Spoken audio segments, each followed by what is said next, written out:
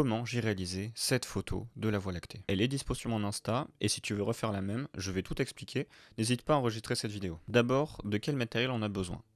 On va avoir besoin d'un appareil photo, d'un trépied et d'un logiciel de retouche comme Lightroom ou Photoshop. Ici, j'utilise un Sony A7 IV, mais ça a relativement peu d'importance parce que ce qui va vraiment déterminer la qualité de la photo, c'est l'objectif qu'on va venir mettre devant. La première chose à prendre en compte quand on fait de l'astrophoto, c'est la pollution lumineuse qui va nous empêcher de bien voir les étoiles. Cette pollution, elle vient de la lumière qui est émise par les villes, donc c'est important de s'en éloigner au maximum. Là, pour cette photo, j'étais au parc Kruger, en Afrique du Sud, en pleine savane, donc vraiment très éloigné de toute grande ville. Ensuite, on va bien faire attention de prendre nos photos en RAW, puisque comme ça on pourra les modifier beaucoup plus facilement dans Lightroom ou dans Camera Raw. Comme je viens de le dire, l'objectif qu'on va choisir, il est très important. On va avoir besoin d'un angle très large, entre 14 et 30 mm au maximum, et une ouverture également la plus grande possible, qui ouvre à f3 minimum, mais c'est mieux si elle ouvre à 2.8 voire 1.8, c'est l'idéal. Pour ma part, j'ai utilisé un 24 mm 2.8. Alors comment on fait pour prendre en photo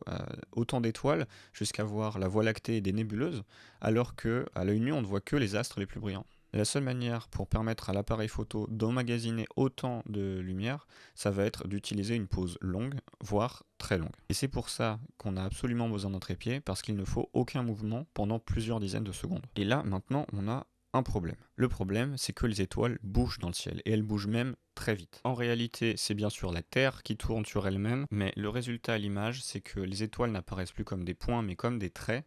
C'est ce qu'on appelle des star trails. Et si cet effet peut rendre plutôt sympa, c'est pas ce qu'on cherche à faire ici. Ça peut faire l'objet d'une autre vidéo, alors dites-moi si ça vous intéresse dans les commentaires. Donc pour éviter au maximum cet effet Star Trails, on va devoir limiter son temps d'exposition. Et pour calculer ce temps d'exposition maximum, on va utiliser la règle des 500. C'est très simple, on va diviser 500 par la longueur de la focale de son objectif. Avec mon 24 mm full frame, ça fait 500 divisé par 24, ce qui nous donne 20,8, soit 20 secondes au maximum avant d'avoir cet effet Star Trails. A noter que si vous utilisez un boîtier APS-C ou micro 4 tiers, il va falloir multiplier respectivement votre longueur focale par 1,5 ou 2 avant d'appliquer la règle des 500. Sinon, pour le reste des paramètres, on va ouvrir au maximum son objectif. Pour les ISO, on va pouvoir se permettre de monter en général vers 3600, 6400 au maximum pour certains boîtiers, mais l'idéal c'est de rester plus bas, donc entre 1600 et 2000 ISO en général. Et pour la balance des blancs, on va la régler entre 3000 et 4000 Kelvin. On va régler le focus en manuel,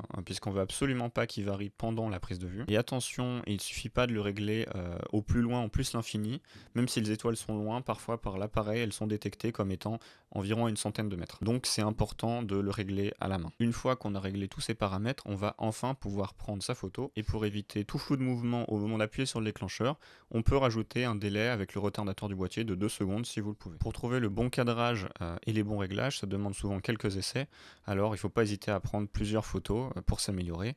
On obtient très rarement les meilleures photos dès le début. L'astrophoto, c'est une discipline qui demande beaucoup de précision, mais c'est justement un super exercice pour apprendre à utiliser son boîtier dans des situations de lumière compliquées et faibles. Une fois qu'on a pris sa meilleure photo, on se retrouve dans Lightroom pour pouvoir l'éditer. Mais on peut utiliser n'importe quel éditeur qui supporte le format RAW, y compris l'éditeur de l'iPhone dans la galerie directement. Comme on le voit ici, on se retrouve directement avec une photo qui a beaucoup d'étoiles, beaucoup plus qu'on en a vu à l'œil nu, mais pas très contrastée, et on voit à peine la Voie lactée. Alors, ce qu'on va commencer à faire, c'est tracer une courbe en S à 3 points, assez marqué pour augmenter le contraste général de l'image et surtout rapidement appliquer une suppression de l'aberration chromatique et de la correction de l'objectif. On peut aussi appliquer un léger vignettage, donc venir éclaircir les bords de l'image s'il reste trop sombre. Maintenant qu'on a effectué ces réglages de base, on va pouvoir commencer à s'amuser. Et un des effets les plus importants, ça va être d'augmenter la correction du voile, qui a justement pour effet d'atténuer le voile atmosphérique qui est très présent, parce que justement en pointant le ciel, on va avoir les 100 km d'atmosphère terrestre qui vont venir diffuser la lumière émise par les étoiles. Ensuite, c'est à votre convenance. Moi, j'aime bien que les nébuleuses ressortent en violet. Là, je vous fais défiler tous les paramètres que j'ai appliqués, mais justement, maintenant, c'est à votre tour d'essayer vos paramètres en fonction de votre sensibilité pour voir le résultat qui vous plaît le plus. Voilà, à présent, vous savez,